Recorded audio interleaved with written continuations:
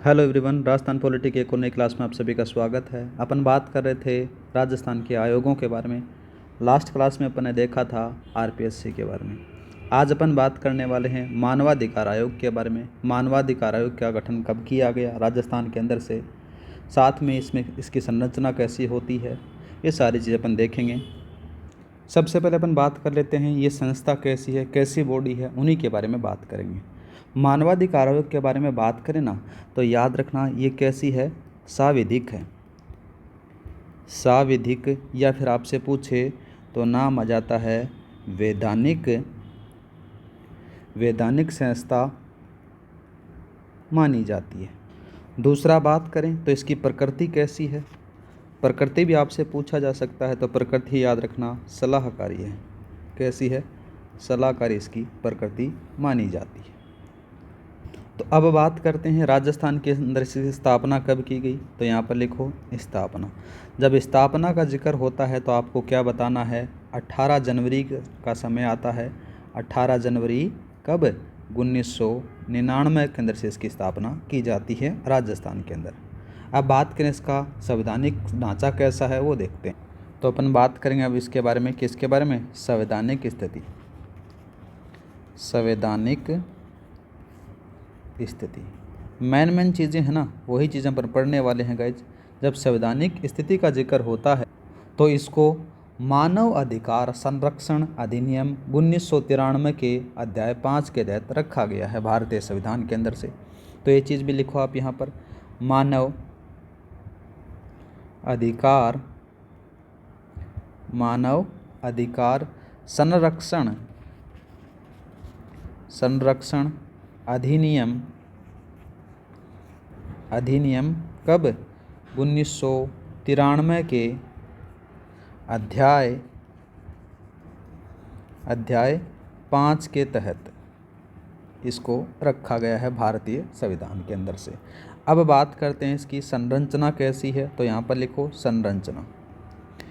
जब संरचना का जिक्र होता है किसके बारे में, मानवाधिकार आयोग के बारे में, तो इसके अंदर से आपको कुल सदस्यों के बारे में बात करें तो सबसे पहले देखो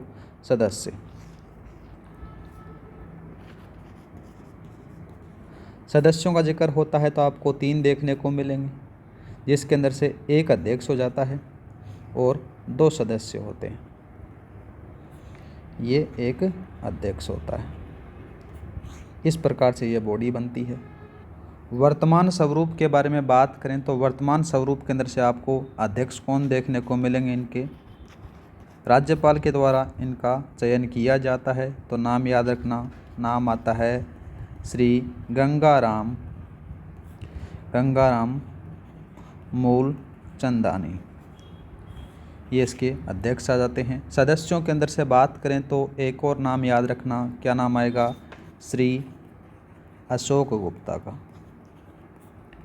ठीक है, इनको हाल ही में चुना गया था 27 जून को, याद रखना।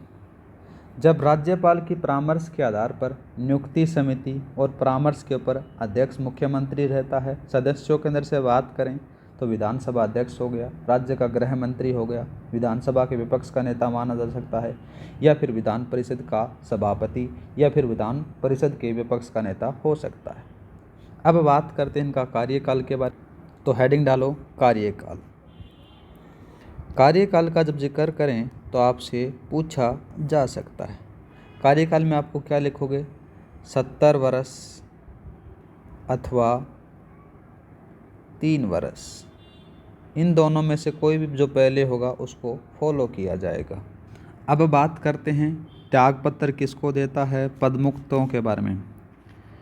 पदमुक्त, इन सारी चीज़ों के बारे में देखने वाले हैं। सबसे पहले अगर त्यागपत्र का जिक्र होता है तो त्यागपत्र किसको देगा, राज्यपाल को दिया जाता है। ठीक है गाइज। अगर पदमुक्त करना है, पदमुक्त ये थोड़ा सा याद रखना, पदमुक्त कौन करेगा, केवल राष्ट्रपति के द्वारा, केवल राष्ट्रपति के द्वारा, राष्ट्रपति के द्वारा। ठीक है। अब जैसे किसी को हटाना है तो हटाने के कौन कौन से आधार होते हैं, उन्हीं के बारे में बात करते हैं। तो यहाँ पर लिखो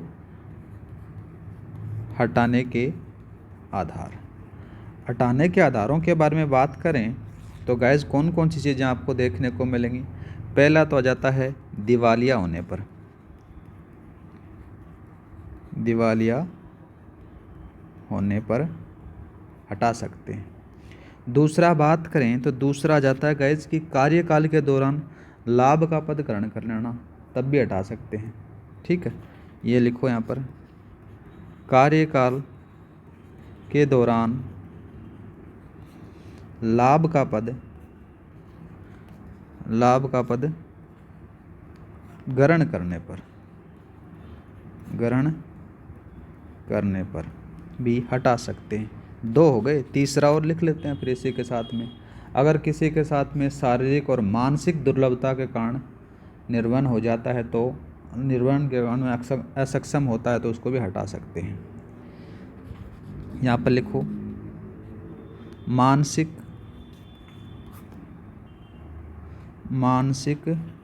दुर्बलता के कारण कार्य निर्वहन में असक्षम, तब भी हटा सकते हैं। शारीरिक भी मान सकते हो, उन दोनों में से कोई भी हो सकता है।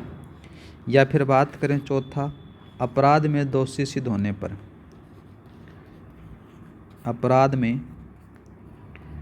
दोषी सिद्ध होने पर भी पद से हटाया जा सकता है। एक और लिख लो फिर, नाम आता है विकृत चित्त होने पर भी हटा सकते हैं। ये था आपका मानवाधिकार आयोग। कब इसकी स्थापना की जाती है, कौन कौन सी इसकी संवैधानिक बॉडी है, कैसी इसकी संरचना है, कैसा इसका कार्यकाल है, कंप्लीट एक शॉर्ट नोट्स के रूप में आपका रिवीजन हो गया होगा, उम्मीद करता हूँ गाइज। आज के लिए इतना ही, मिलते हैं नेक्स्ट क्लास में। क्लास अच्छी लगी तो लाइक और सब्सक्राइब करना न भूलें।